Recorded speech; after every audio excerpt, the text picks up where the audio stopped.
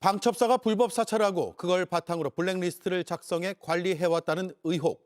어제 뉴스룸이 단독 보도해드렸습니다.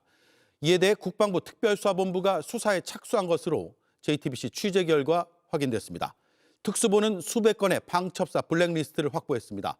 이 자료들이 12.3 비상계엄 준비에 활용됐는지도 수사 대상입니다. 첫 소식 유선희 기자의 단독 보도입니다. 12.3 불법계엄 진상규명과 관련자 처벌을 위해 출범한 국방특별수사본부가 방첩사 블랙리스트 수사에 들어간 것으로 JTBC 취재 결과 확인됐습니다. 특수본은 JTBC가 어제 공개한 최강욱 전 의원에 대한 정보가 담긴 문건 외에 수백 건의 블랙리스트를 확보한 것으로 파악됐습니다. 특수본은 방첩사가 직무 범위를 넘어 민간인을 사찰하고 문건 내용을 조작해 특정 세력을 밀어줬는지 등을 우선 살펴보는 것으로 알려졌습니다. 특히 특수본은 법무병과 블랙리스트가 12.3 불법계엄 준비에 활용됐는지도 들여다보는 것으로 전해졌습니다. 지난 2024년 중순 최상병 순직 사건에 연루된 김동혁 당시 국방부 검찰단장을 교체하는 방안이 검토됐는데 교체 대상으로 사실상 확정됐던 인물이 육사 출신이 아니라는 이유로 인사에서 배제됐다는 의혹입니다. 여인영 당시 방첩사령관이 준비 중이던 비상계엄을 성공시키기 위해 계엄이 선포되면 요직을 맡게 될 국방부 검찰단장에 육사 출신인 김 전 단장을 유지시키려고 했다는 게 의혹의 골자입니다. 오늘 김민석 국무총리는 방첩사 블랙리스트 의혹에 대한 엄정한 수사를 강조했습니다. 방첩사의 민간인 사찰 흔적이 발견되고 이러한 구조적 개인적 문제점을 원천 근절하기 위해서 총력을 다하겠습니다. 그동안 꼬리 자르기식 대응으로 군의 불법 사찰과 정치 개입이 반복됐다는 지적이 있는 만큼 이번에는 완전히 끊어내겠다는 의지를 드러낸 것으로 보입니다. JTBC 유선입니다. 방첩사 블랙리스트 수사는 경찰 국가수사본부에서도 진행 중입니다.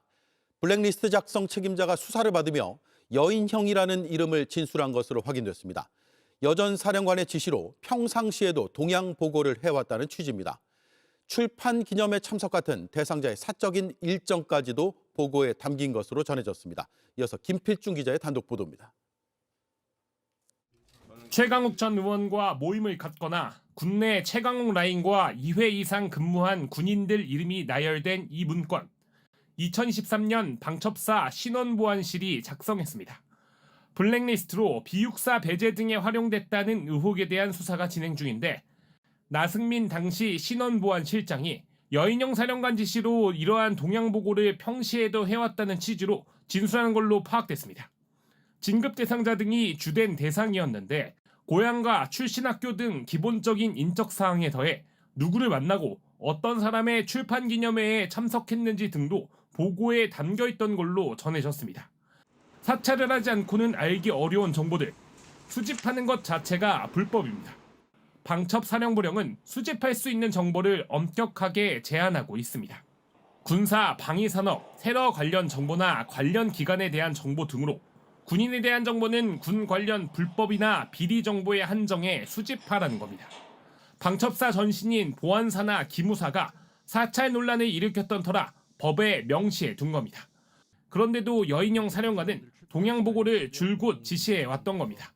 사령관이 전 불러서 대령 1명, 중령 2명, 소령 1명, 총 4명을 인적사항을 불러줬고 제가 사무실에 복귀한 후 인적사항을 확인해보니 4명 모두 군판사였습니다. 12.3 비상계엄 때도 마찬가지였습니다. 나 전 실장은 JTBC 취재에 수사기관에서 성실하게 진술했다는 입장을 밝혔습니다. JTBC 김필준입니다. 네, 이렇게 파장이 커지고 있습니다. 어제와 오늘 방첩사 불법 사찰과 블랙리스트 의혹을 연속 보도하고 있는 정치부의 유선희 기자가 나와 있습니다. 어제 보도 이후에 특수본의 블랙리스트 수사 착수가 확인이 됐죠. 네, 국방부 특수본은 지난해 12월에 출범을 했고요. 이미 내란 특검으로부터 이제 관련 자료들, 특히 이제 수백 건의 블랙리스트를 넘겨받아서 검토를 하고 있었던 상태로 보입니다. 그러니까 이 블랙리스트의 흐름을 좀 보면서 말씀을 드리겠습니다. 불법계엄 직후에 공수처가 이제 방첩사를 압수수색을 해서 블랙리스트를 확보를 했고요. 수사 도중에 내란 특검이 출범을 하니까 내란 특검으로 넘어갑니다. 근데 특검에서도 수사가 안 끝나서 경찰청, 국가수사본부, 그리고 국방부 특수본 이렇게 두 군데로 자료가 다시 넘어간 상태입니다. 그리고 어제 보도 이후에 파장이 일면서 국방부 특수본이 수사를 본격화한 것으로 보입니다. 예. 특수본이 수사에 나선 것은 불법성이 있어 보이기 때문이겠죠. 구체적으로 어떤 법령을 위반했다고 들여다보는 것 같습니까?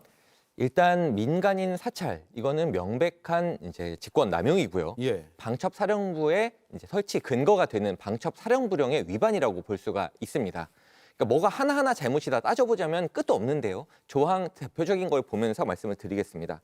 일단 1조 출범 목적 보면 방첩과 군에 관한 정보의 수집 처리를 해야 되는데 민간인을 사찰을 했고요. 예. 또 4조 국민 전체에 대한 봉사자로서 정치적 중립을 지켜야 되는데 중립을 위반했습니다. 그리고 인권 보호 의무, 헌법 정신 수호 의무 전부 위반입니다. 예. 어제 공개한 블랙리스트 중에서는 사실이 아닌 내용, 그러니까 날조된 것으로 보이는 것도 있습니다. 그래서 불법 사찰이 아니라 이건 날조다 이렇게 반론할 수도 있겠다는 생각이 들거든요. 네, 만약에 사실 문건을 제대로 보면 사찰과 날조가 좀 섞여 있는 것으로 보입니다. 예. 그러나 만약에 사찰이 아니고 날조다 그렇게 얘기를 한다면 그러면 허위 공문서 작성 혐의가 적용이 됩니다. 예. 그리고 왜 허위 공문서를 작성했는지 목적이 있겠죠. 방첩사령부령 제8조를 보면서 말씀을 드리겠습니다. 권한을 부당하게 확대 적용하거나 남용하면 안 된다라고 나와 있거든요. 어떤 목적성, 예를 들면 어제 보여드렸던 문건과 같이 비육사 출신을 찍어내려고 했다라는 목적을 가지고 허위 공문서를 작성했다면 이것 역시 직권 남용이 됩니다. 예. 국방부 특수본은 12.3 불법계엄 수사를 위한 그 조직이죠. 그걸 위해서 출범한 조직. 네. 이 블랙리스트 사건에서 구체적으로 불법계엄과 관련한 어떤 혐의를 보고 있습니까? 국방부가 육사 출신인 그 당시에 김동혁 당시 국방부 검찰단장의 교체를 검토했던 게 2024년 중순입니다. 예. 이때가 최상병 순직 사건 청문회가 이제 국회에서 잇따라 열리면서 굉장히 비난 여론이 높았던 때거든요. 그때 이제 그 흐름을 보면 비육사 출신 고위급 법무관하고 자리를 맞바꾸는 것으로 사실은 어느 정도 확정이 됐던 상태였습니다. 예. 그런데 저희가 어제 공개한 그 블랙리스트를 활용을 해서 방첩사가 이 법무관은 최강욱 라인이니까 비육사니까 그 교체를 무산시켰다라는 의혹이거든요. 이 이유가 당시에 육사 출신들을 중심으로 해서 준비가 되던 비상계엄을 위해서 그리고 비상계엄이 선포가 되면 아주 중요한 자리인 국방부 검찰단장 자리에 자기 사람, 그러니까 육사 출신을 앉혀놓기 위해서 이런 목적을 가졌는지 여부를 수사를 해보겠다는 겁니다. 예. 그리고 이제 사실 그 당시 인사를 돌이켜 보면 예를 들면 뭐 중령 자리에 대령 인사를 이렇게 바꿔서 앉힌다던가 이런 그 법무관들 인사를 보면 석연치 않았던 게 굉장히 많았거든요. 그쪽으로 수사가 확대될 가능성도 배제할 수 없습니다. 네. 알겠습니다. 여기까지 하죠. 유선희 기자 수고했습니다.